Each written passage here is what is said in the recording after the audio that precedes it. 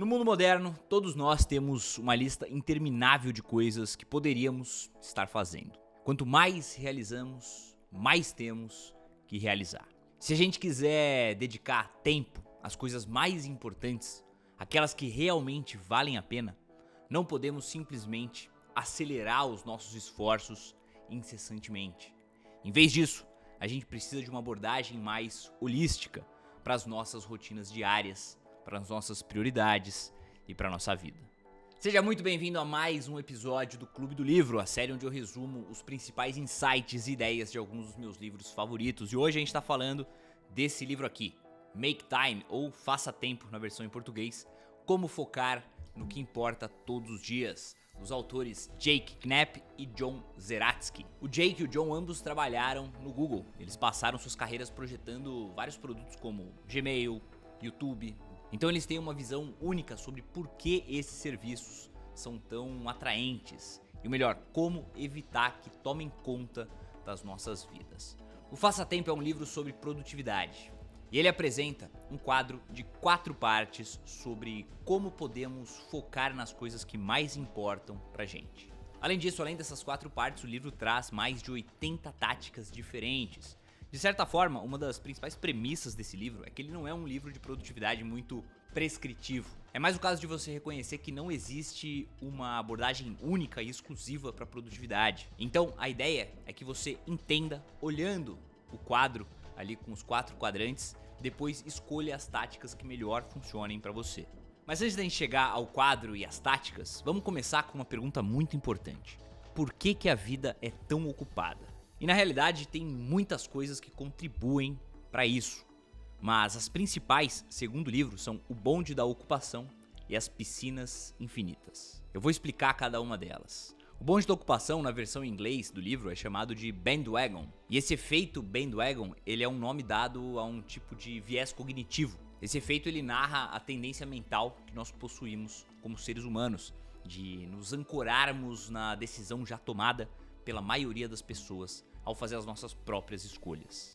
E no livro, esse bonde da ocupação é a ideia de que estar ocupado é de alguma forma um mérito seu, como se valesse uma medalha de honra, por exemplo. E todos nós estamos sujeitos a esse viés, e eu definitivamente também me incluo nisso. A gente tenta espremer toda a produtividade em cada minuto do nosso dia. E pelo menos pra mim, mesmo que eu esteja tirando ali uma pausa, por exemplo, eu sinto um pouco de culpa de não estar fazendo algo útil com esse tempo. E o segundo fator é o que o livro chama de piscinas infinitas. As piscinas infinitas, elas são os aplicativos, os serviços, os sites, os streamings, qualquer coisa em nossa vida que tenha uma oferta infinita de conteúdo e que está sempre se renovando. Há sempre mais e mais água ali na piscina e você pode sempre pular de volta a qualquer momento. No livro, isso é chamado de criptonita da distração. E assim como a criptonita torna o Superman impotente, sem poderes, esses aplicativos, de certa forma, nos torna incapazes de resistir. De um lado, o bonde da ocupação nos leva a tarefas sem fins. Do outro, as piscinas infinitas nos levam a distrações sem fim. Ok, a gente identificou o problema, o bonde da ocupação e as piscinas infinitas.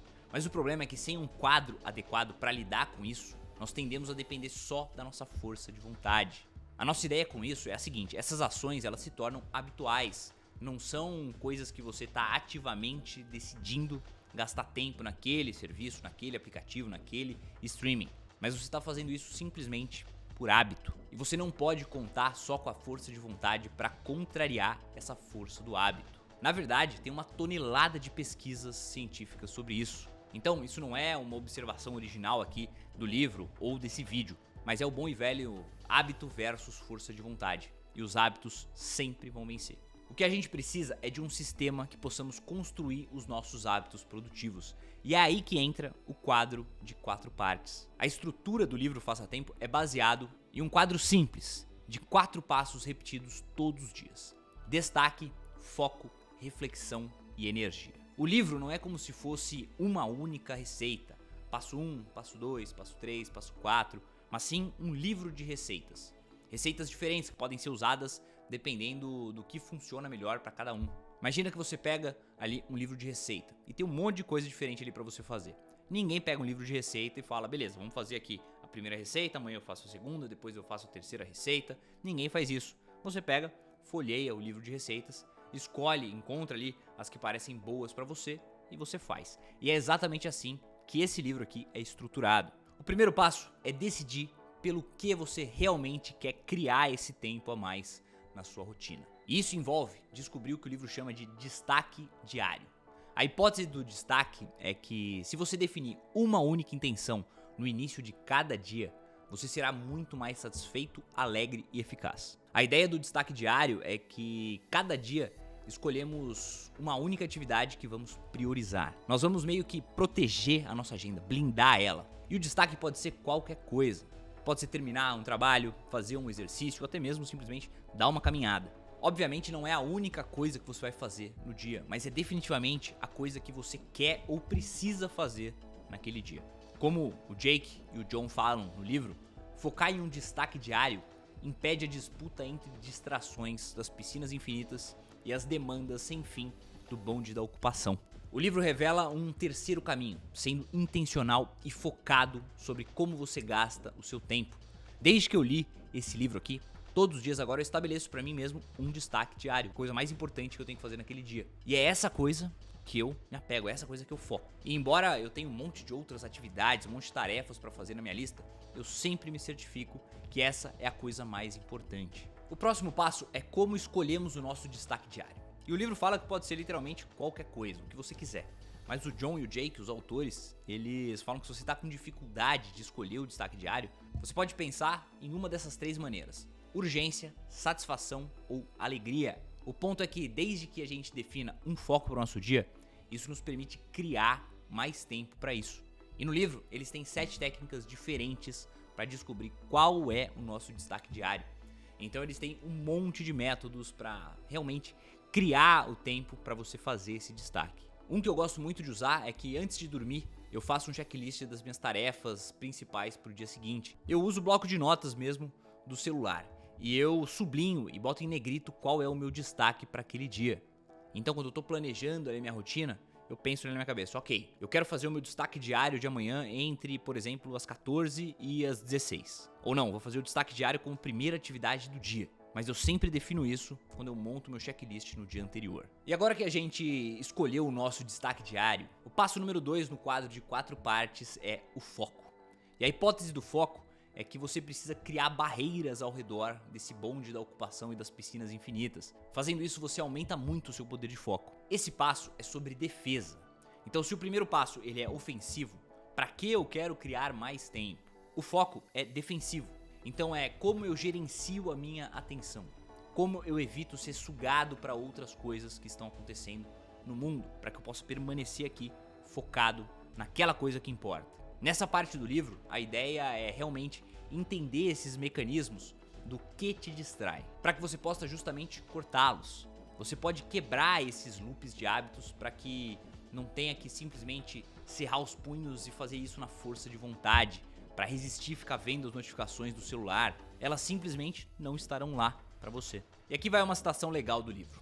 Eles dizem que, abre aspas, quando a distração é difícil de acessar, você não precisa se preocupar com a força de vontade.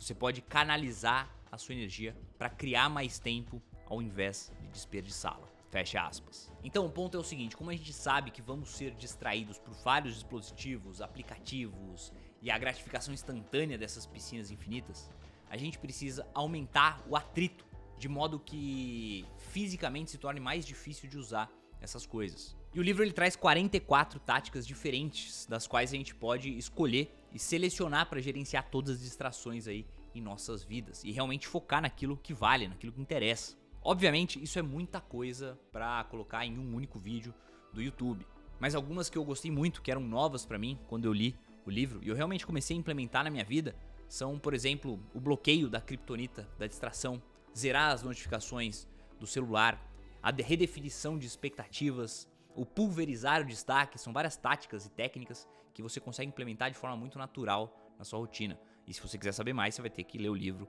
obviamente. Inclusive, eu vou deixar um link pro livro aqui na descrição desse vídeo. E agora, voltando para a terceira parte do processo.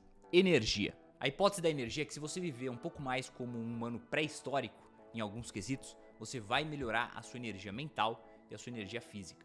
O livro ele enfatiza a importância do bem-estar físico e mental para aumentar a produtividade e a capacidade de foco.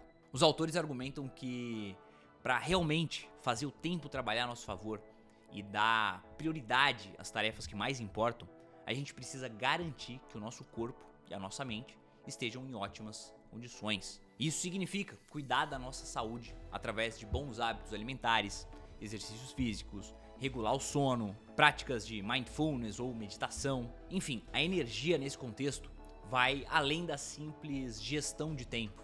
É sobre gerenciar a nossa energia de forma que a gente possa ser mais eficiente, mais engajado, mais felizes com o trabalho que a gente tem que realizar e com a vida que a gente leva. Os autores eles destacam que sem energia, a nossa capacidade de fazer escolhas intencionais, de focar no que realmente importa, é significativamente diminuída. Eles fornecem várias dicas práticas para melhorar essa energia diária, como por exemplo, limitar o horário de ingestão de cafeína para não perturbar o sono, incorporar pequenos movimentos ou exercícios durante o dia para você manter o teu corpo ativo e a mente mais alerta, encontrar maneiras de reduzir o estresse através de técnicas de relaxamento. O objetivo é criar um ciclo positivo onde a energia é aprimorada e permite um foco melhor, o que por sua vez leva a um uso mais eficaz do tempo, possibilitando mais espaço para atividades que alimentem a nossa energia e nossa felicidade, e aí cria-se um ciclo vicioso. Você pode buscar todos os melhores apps de produtividade e vários hacks diferentes, mas nada vai aumentar tanto a sua produtividade quanto dormir bem, se alimentar bem, se expor à luz solar e praticar atividades físicas com regularidade. Eu realmente aprendi muitas coisas interessantes sobre alimentação, sono, cafeína, exercícios físicos, lendo o Faça Tempo. Por exemplo, a Tática 84 é algo que eu uso até hoje, que é fingir o pôr do sol. É essa ideia de que os nossos corpos eles são projetados para dormir quando a gente vê o sol se pondo, com a temperatura ali caindo. Mas o problema é que com todos os dispositivos que a gente tem hoje, quantidade de luz e barulhos, nós temos muita luz azul brilhando na nossa cara o tempo todo, inclusive à noite. Então depois de ler isso, eu comecei a reduzir a luminosidade da casa depois que o sol se põe. E comecei a usar luzes mais amarelas, reduzir ali o meu contato com as telas para mostrar para o meu corpo que tá na hora de desacelerar, começar a liberar a melatonina para ter um sono de melhor qualidade, melhorar a qualidade ali do meu sono, conseguir pegar no sono mais rápido. E por mais cético que você seja, os estudos científicos estão aí para comprovar que isso realmente ajuda a melhorar a qualidade do seu sono. E finalmente, todos esses 3 passos seriam meio inúteis se não refletíssemos sobre o que estamos fazendo para ver se realmente faz diferença no nosso dia. O 4º passo, ele pode ser realmente o mais importante, porque é aquele que quase ninguém faz, que é a reflexão. É sobre olhar para trás todos os dias e tomar nota sobre o que funcionou para você. E é aqui que entra a parte do faça você mesmo, de ajustar e adaptar na filosofia do livro. Essa é a mecânica para você passar por todas essas 87 receitas e encontrar as que funcionaram na sua vida. É essa a ideia da reflexão diária. O passo 4 é todo sobre refletir sobre o nosso dia. E no final do livro eles até trazem um modelo de exemplo que a gente pode usar para basear a nossa própria reflexão diária. Você precisa entrar na rotina, criar o hábito de experimentar e tentar as coisas, de acreditar que o seu tempo, a sua atenção e a sua energia são seus para projetar da melhor forma possível. E no fundo, você precisa fazer isso.